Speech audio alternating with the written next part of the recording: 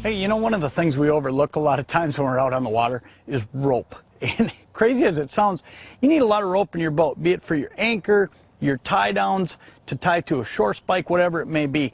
But there's something that I do that makes my life a lot easier when it comes to cutting rope. The average guy just does this, grabs a fillet knife of some sort, cuts a rope. Here's the problem with this.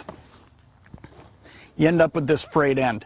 Now what you got to do is you got to go get a match, you got to get out a lighter, you got to heat this up, and then you actually got to try to touch it all together and wax it all up so that you don't have to worry about the line fraying. A couple things usually happen there. One, you burn your fingers because you don't got your gloves, or you don't have a lighter. By the end of the day, this thing is a frayed mess. So let me show you a neat way to avoid that.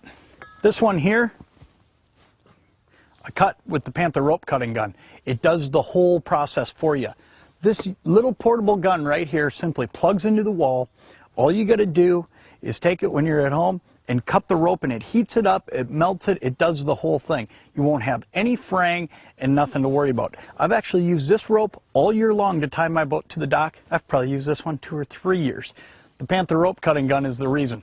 All these other ones, I'm going through rope non-stop because they're fraying on me. So keep that in mind when you're out there shopping. Don't overlook something little like this. It's not expensive. This is what all the stores are using when they cut your rope. You might as well have one at home. The Panther rope cutting gun will make your life a lot easier.